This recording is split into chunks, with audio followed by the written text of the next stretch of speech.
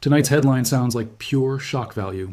U.S. radars blinded, defense systems hit, thousands of Marines caught in a tightening Gulf corridor. But here's the real story, and honestly, it may be even more serious than the viral version. This is not a claim that every radar in the region went dark, or that 3,500 Marines were literally surrounded overnight. The verified picture is more precise and more dangerous because of that precision. Iranian strikes and drones have now reached major U.S.-linked sites in Qatar and Saudi Arabia. Qatar says missiles reached Al Udeid, an early warning radar was targeted. In Saudi Arabia, American troops were wounded at Prince Sultan Air Base. So the question is no longer whether the Gulf Shield can be tested. The question now is how often it can be tested before deterrence starts to look less like a guarantee and more like a sales pitch. For years, the Gulf was marketed as the safest rear area in the Middle East. If the Levant burned, if Iraq shook, if the Red Sea flared, the Gulf still looked like the command deck. Air-conditioned headquarters, forward operating bases, Patriot batteries, radars scanning the horizon. Tankers in protected lanes, LNG shipments leaving on schedule, markets nervous but functioning. That image mattered because strategy is not just about missiles and aircraft. Strategy is about confidence. Once investors, insurers, shipping firms, and allied capitals begin to doubt the reliability of the Gulf security umbrella, the damage spreads far beyond a single runway or a single radar face. That is why what happened in Qatar and Saudi Arabia matters so much. These were not random symbolic pinpricks. They were pressure tests on the architecture that underpins U.S. military reach, Gulf state confidence, and a huge chunk of the world's energy nervous system. And let's start with Qatar, because that is where the symbolism becomes unmistakable. Al Udeid is not just another base on a map. It is one of the most important American military hubs in the region, the kind of place from which campaigns are coordinated, logistics are routed, and power is projected across multiple theaters at once. When missiles can reach that ecosystem, the message is not only military, it is psychological. Iran is saying, your rear area is no longer psychologically rear. Your command sanctuary is now part of the battlefield. And that changes how every planner, every diplomat, and every risk analyst reads the map. Even if most incoming threats are intercepted, the fact that some still get through is enough to create doubt. Modern warfare is not always about total destruction. Sometimes it is about proving that the shield leaks. Once you prove that, every future alert becomes more expensive, more stressful, and more destabilizing. Then there is the Saudi side of the story, and this is where the risk becomes even harder to spin away. Prince Sultan Air Base has long been central to U.S. air operations, surveillance support, tanker operations, and regional positioning. Reports that American personnel were wounded there matter because injuries turn abstract escalation into visible cost. A missile exchange is one thing when it feels distant and technical. It becomes something else when service members are pulled into casualty reports, medical response chains activate, and governments are forced to answer a blunt question. If the purpose of layered defense is to prevent this exact outcome, then why are these bases still being reached? That doesn't mean the defenses failed completely. Far from it. Interceptions still matter. But in political terms, partial success can still look like strategic vulnerability if the public sees smoke, damage, and wounded personnel, while officials keep repeating that the system is under control. And this is exactly why the most viral narratives can be misleading, while still capturing a deeper truth. No, the evidence does not support the wildest version of all U.S. radars were blinded. No, there is no solid confirmation that 12 separate defense systems were knocked out across Qatar and Saudi Arabia in the dramatic way some thumbnails imply. And no, saying 3,500 Marines are in a trap as if they are cut off inside a collapsing perimeter would be an overstatement. But here is the sharper and more honest version. Iran appears to be probing multiple layers of the Gulf securities. Architecture at once, forcing American and Gulf planners to defend not one point, but an entire network of command nodes, air bases, radar sites, shipping lanes, and energy corridors. That is what people mean when they say a force can be trapped strategically, even if it is not trapped tactically. You don't need encirclement, you just need enough pressure points to make every move costly. And that brings us to the 3,500 figure, because this part is being misunderstood in both directions. When thousands of sailors and Marines arrive in the region, that does not automatically mean a ground offensive is around the corner. But it also does not mean business as usual. Large deployments signal options. They signal contingency planning. They signal that Washington wants more flexibility if the conflict widens, if evacuation becomes necessary, if bases need reinforcement, if air defense nodes require protection, or if sea lanes must be secured under fire. In other words, these troops are not necessarily a trapped force. They are part of a reinforcement posture. The problem is that reinforcement can also create a paradox. The more assets you place inside a threatened theater, the more valuable targets you create, and the more complicated your deterrence equation becomes. You are increasing capability, yes, but you are also increasing exposure. That is the strategic bind. Iran understands this logic very well. Tehran does not need to outmatch the United States symmetrically. It needs to create a cost curve that keeps rising. Every interceptor launched costs money. Every alert cycle drains crews. Every drone, swarm forces attention. Every threat to an LNG terminal or desalination plant adds a new layer of regional fear. Every rumor of damage to a radar site triggers an information war. Every commercial flight disruption, every insurance repricing, every energy market spike compounds the wider effect. This is why the Gulf front is so dangerous. It is not only about direct battlefield math. It is about how military pressure translates into economic anxiety. And once economics gets pulled into the conflict, the audience becomes global. Europe watches gas. Asia watches shipping. Traders watch crude. Defense firms watch budgets. And suddenly, a missile over Doha is not just a local military event. It is a global market event. That war and money angle is where many viewers miss the bigger story. If Iran can repeatedly shake confidence in Gulf security, even without causing catastrophic damage every time, it can force enormous indirect costs on its adversaries and on countries that never wanted to be in the middle of this fight. The Gulf states built their modern image on reliability. Reliable airports, reliable ports, reliable energy exports, reliable capital access, reliable security partnerships. So when missiles and drones start landing near the very infrastructure that symbolizes that stability, the reputational, damage matters almost as much as the physical damage. A fire can be put out, a runway can be repaired, but investor psychology is harder to rebuild once the image of invulnerability cracks. That is why Gulf governments reacted so sharply. They are not only defending territory, they are defending the brand value of order itself. And the political dilemma for them is brutal. On one side, they do not want to be seen as passive while their sovereignty is violated. On the other side, they also do not want to be dragged fully into a broader regional war. This is the tightrope. If they retaliate too hard, they risk wider escalation. If they appear too restrained, they risk looking weak at home and unreliable abroad. If they align more openly with Washington's war posture, they become bigger targets. If they hold back, they may privately fear that Tehran interprets restraint as room for further pressure. This is why official statements from Gulf capitals matter so much.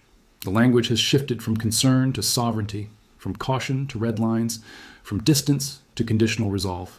That does not mean they are ready to jump into an all-out military campaign. But it does mean the political temperature is rising, and once that happens, decision-making gets faster, harder, and more dangerous. Now think about what this means operationally. A network like the U.S. posture in the Gulf depends on rhythm. Aircraft need predictable support. Tankers need protected corridors. Command. Centers need uninterrupted communications. Personnel movements need confidence in the air picture. If even a small number of missiles can puncture that rhythm, commanders are forced to spend more time hardening, dispersing, relocating, masking, and recalculating. That is where the pressure becomes strategic. Maybe the base still functions, maybe the mission still launches. But if every launch now requires more defensive overhead, the cost of operations rises. If radars become targets, you need redundancy. If drones slip through, you need more point defense. If host nations fear domestic blowback, political permissions become less automatic. This is how a campaign erodes power without needing a cinematic breakthrough. It gums up the machine, and this machine is bigger than most viewers realize. Al-Udeid is not important only because of what sits there physically. It matters because of what it represents in the regional network. Saudi bases matter not only because of aircraft on the tarmac, but because of logistics, refueling, reach, and depth. Bahrain matters. Kuwait matters. The UAE matters. Even when the headlines focus on one country, the real battlefield is the interlinked system. Iran's strategy appears designed to remind everyone of that. You defend one base, another node feels pressure. You harden an airfield, the threat shifts to shipping or energy infrastructure. You reassure markets, a new wave of uncertainty arrives. And because the Gulf is dense with high-value civilian and military assets, sitting relatively close to each other, even limited strikes can create outsized political shock. That is why this confrontation feels larger than the raw blast radius of each individual event. But there is another layer to this story that is just as important: the information battlefield. In a conflict like this, fake certainty can spread faster than real reporting. A dramatic image appears online. Satellite-looking graphic goes viral. A burning radar picture gets shared with absolute claims. A thumbnail screams that a whole defense grid was erased in one night. And within hours, the emotional narrative outruns the verified one. That matters, because panic is a weapon too. If audiences believe every sensational image, then perception becomes detached from reality, and decision makers are forced to respond to both the physical battle and the psychological one. This is why responsible storytelling matters on platforms like YouTube. You can still be gripping without pretending every rumor is settled fact. In fact, the uncertainty itself is often the most gripping part. Because in modern conflict, confusion is not a side effect. It is part of the battlefield. The radar story is a perfect example. The strongest verified reporting does suggest that an early warning radar linked to the broader defense picture was targeted. That alone is serious. You do not need to exaggerate it. Once a radar node enters the target set, the entire conversation shifts. Radars are not just pieces of equipment. They are the eyes of the system. But a targeted radar is not the same thing as a permanently blinded sky. Damage assessment, redundancy, backup coverage, and system resilience all matter. The viral version says everything went dark. The more credible version says the attacker aimed at the eyes of the network, and even limited success there sends a chilling message. That message is this: the fight is no longer confined to obvious frontline assets. It now includes the sensors, warning layers, and confidence structures that make the whole network function. And that helps explain why Gulf leaders are alarmed beyond the immediate casualty count. If the battlefield expands from bases to radars, from radars to ports, from ports to energy facilities, and from energy facilities to commercial confidence, then the crisis stops being a temporary flare-up and starts looking like a sustained campaign of strategic disruption. That is what markets fear. That is what insurers fear. That is what energy buyers fear. Because even if the physical damage remains manageable in the short term, the cumulative effect can still be huge. Delays, diversions, higher premiums, higher military spending, greater uncertainty around shipping through critical choke points. This is why every new strike is read on two levels: what was hit and what confidence was lost. Sometimes the second number is bigger than the first, and Iran's timing is not random either. These moves land in a moment when Washington is trying to demonstrate resolve without appearing reckless, trying to protect allies without locking itself into an uncontrollable escalation cycle, and trying to signal strength while managing domestic and international scrutiny over the cost of the conflict. That balancing act gets harder every time a base is hit, because then Washington faces a dangerous menu of bad options. Escalate and risk opening even more fronts. Hold back and risk looking vulnerable. Add more forces and create more targets. Disperse forces and complicate operations. Push Gulf partners harder and strain already fragile political space in those capitals. This is what a successful pressure campaign looks like. It does not need immediate knockout punches. It just needs to keep forcing costly decisions. There's also an uncomfortable truth here for the Gulf monarchies themselves. For years, they have invested heavily in advanced defense systems, strategic partnerships, and the image of layered protection. Yet modern missile and drone warfare keeps showing that even expensive systems face saturation pressure, timing pressure, and geography pressure. You can build layers, but the attacker only needs one pathway to create headlines. That does not mean air defense is useless. Interceptions save lives and prevent much worse outcomes, but it does mean there is no such thing as perfect protection in a dense, high-value theater. And once the public internalizes that reality, leadership narratives have to change. The conversation moves from nothing can get through to we are minimizing what gets through. That may be realistic, but politically, it feels like a downgrade, and adversaries know how powerful that downgrade can be. Now zoom out even further. Why does this matter to the rest of the world? Because Qatar is central to LNG flows. Saudi Arabia is central to oil stability. The UAE is central to ports, finance, and trade. Bahrain and Kuwait host critical military and logistics nodes. If this region now starts operating under constant missile pressure conditions, then the effect does not stop at local military headlines. It moves into energy pricing, aviation routes, shipping insurance, defense procurement, and even inflation expectations in economies far from the Gulf. This is why major powers watch the Gulf with such intensity. Not because every strike changes the war overnight, but because the Gulf is one of the few places where a regional conflict can instantly become a global economic story. One successful hit near the wrong facility can send a much larger message than the crater itself would suggest. This is also where the trap idea becomes more nuanced and more interesting. A trap in geopolitics is not always a closed gate. Sometimes it is a narrow corridor with too many obligations inside it. The United States has allies to reassure, bases to protect, sea lanes to defend, assets to reinforce, and global credibility to maintain. The Gulf states have sovereignty to defend, economies to stabilize, and populations to calm. Iran, by applying pressure across that web, is effectively saying, the more infrastructure you place here, the more leverage points I can threaten. That does not mean Iran controls the theater. It means Iran can inject enough uncertainty into the theater to complicate everybody else's freedom of action. That is a trap of commitments, a trap of exposure, a trap of strategic overextension. And those traps are often harder to escape than a purely military encirclement. At the same time, Iran also faces its own risks. This strategy can backfire. If Gulf states conclude that restraint only invites more strikes, they may deepen intelligence sharing, expand military cooperation, or quietly give Washington more room to operate. If energy infrastructure keeps coming under threat, outside powers may decide that broader intervention is cheaper than prolonged instability. If Tehran overreaches, it may transform nervous neighbors into more active opponents. So this is not a one-sided story of advantage. It is a dangerous gamble by all sides. Iran is betting that calibrated pressure can fracture confidence faster than it unifies retaliation. Washington is betting that reinforcement and persistence can restore deterrence without opening uncontrollable fronts. The Gulf states are betting they can defend sovereignty without becoming full co-belligerents. Those are three separate bets running simultaneously in one of the world's most sensitive regions. And that is why the next phase matters more than the last wave of headlines. Watch the pattern, not just the blast count. Are strikes staying focused on military-linked sites or broadening toward economic pressure points? Are Gulf governments hardening their rhetoric or still trying to keep channels open? Is Washington dispersing more assets or concentrating more force to signal resolve? Are shipping and energy markets calming down or pricing in a longer period of instability? These are the indicators that will tell us whether this remains a punishing pressure campaign or turns into something wider and harder to contain. In geopolitics, escalation is rarely announced cleanly. It often arrives disguised as another limited move, another contained strike, another measured response.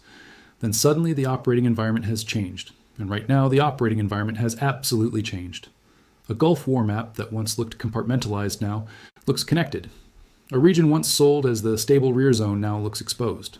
A U.S. posture once associated with protected reach now looks increasingly busy protecting itself. A Gulf economy once defined by predictability now has to manage strategic nerves in real time. That does not mean the balance has flipped completely. It does mean the old assumptions are cracking. And when assumptions crack, in the Gulf, the consequences travel fast. Through markets, through alliances, through military planning, through domestic politics, through social media narratives that can magnify every flash in the sky into a strategic shockwave. So if you came in expecting a simple story about one spectacular strike blinding the entire U.S. defense picture, the reality is more complicated. But it is also more important. The real story is not one cinematic blow. The real story is that the Gulf's layered defense architecture is being probed publicly and repeatedly. Qatar has felt it. Saudi Arabia has felt it. U.S.-linked bases have felt it. Gulf governments are warning that sovereignty has been crossed. Troops have been injured. Radars have entered the target set. Reinforcements are flowing in. And every new move is raising the cost of certainty. That is what makes this moment so dangerous. Because once all sides begin operating under pressure, fear, and compressed timelines, mistakes become easier and off-ramps become harder to see. And here is the final point that may matter most. The battlefield here is not only about who can launch the most missiles or intercept the most drones. It is about who can shape the region's expectation of what comes next. If Gulf capitals start believing that repeated pressure is the new normal, they will adapt politically and militarily. If Washington believes more force alone can restore the old psychological order, it may discover that reassurance now costs much more than before. And if Tehran believes it can keep walking this edge without triggering a much broader counteralignment, it may be underestimating how quickly threatened states can change their calculus. That is why this story is not ending with one strike in Qatar or one incident in Saudi Arabia. Those were signals. The deeper contest is about whether the Gulf remains a platform of controlled power projection or becomes a permanently contested zone where every radar, runway, and export route is read as a potential trigger point. So no, the smartest reading of this moment is not everything is gone. It is something colder and more strategic. The shield still exists, but it has been challenged in public. The network still functions, but it is under pressure. The reinforcements still add strength, but they also add exposure. And the Gulf is no longer just the background of the conflict. It is becoming one of the places where the outcome may be shaped. If that trend continues, the next chapter will not be written only by missiles in the night. It will be written by energy prices, alliance decisions, force deployments, public confidence, and which side convinces the region that its security model still makes sense. That is the real battle now, and that is why this story is bigger than a headline, bigger than a thumbnail, and far more consequential than most people realize.